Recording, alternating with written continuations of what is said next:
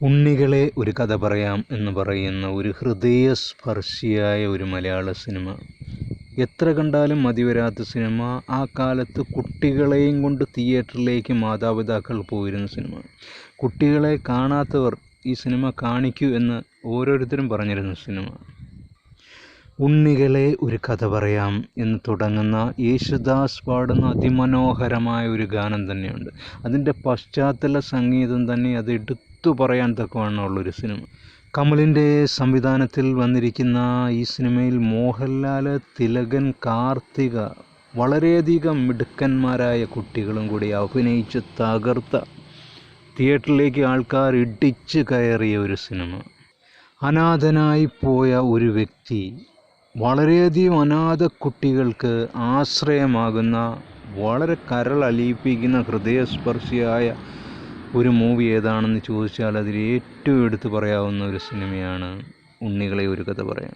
അവർ താമസിക്കുവാനായിട്ട് തിരഞ്ഞെടുത്ത ആ നദിയുടെ പശ്ചാത്തലം തന്നെ എത്ര മനോഹരമാണ്. അതിലെ ഓരോ ചെറിയ കുട്ടികളെയും അഭിനയിപ്പിക്കുവാൻ വേണ്ടി അവർ ആ തണുത്ത സമയത്ത് കാർത്തികയും കൂടി, കമലും കൂടി, അല്ലെങ്കിൽ അതിൻ്റെ നിർമ്മാതാവും കൂടി എടുത്ത റിസ്ക് വളരെയധികമാണ്. അവരുടെ ഒരു ആ ലോകത്തിലേക്ക്, ആ മനോഹരമായ തീരത്തിലേക്ക് നമ്മളെ കൂട്ടിക്കൊണ്ടു പോകുന്ന ഒരു അതിമനോഹരമായ സിനിമയിൽ തിലകനും മോഹൻലാലും കാർത്തികയും മോഹൻലാലും ആ കുട്ടികളും തമ്മിലുള്ള രംഗങ്ങൾ അതിമനോഹരമായിട്ട് തന്നെ വന്നിരിക്കുന്നു.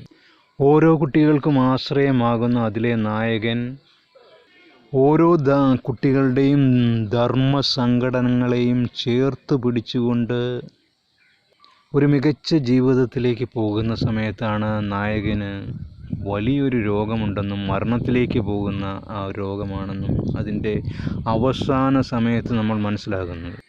കളിച്ചും ചിരിച്ചും കാർത്തികയുമായിട്ട് ഇണങ്ങിയും പിണങ്ങിയും കുട്ടികളുമായിട്ട് കളിച്ചും ചിരിച്ചും നടന്ന നായകൻ പിന്നീട് ആ ധർമ്മസങ്കടത്തിലേക്ക് പോകുന്ന അവസ്ഥ അതിഭയങ്കരമായിട്ട് തന്നെ സിനിമയിൽ കാണിച്ചിരിക്കുന്നു. തുടക്കം തൊട്ട് സിനിമയെ അതിമനോഹരമായിട്ട് കൊണ്ടുപോകുമ്പോൾ അവസാന സീനുകളിൽ ധർമ്മസങ്കടത്തിൻ്റെ അതിഭയങ്കരമായ രീതിയിൽ കൂടി കടന്നു പോകുന്ന അവസ്ഥയും കാണുവാനായിട്ട് സാധിക്കുന്നു.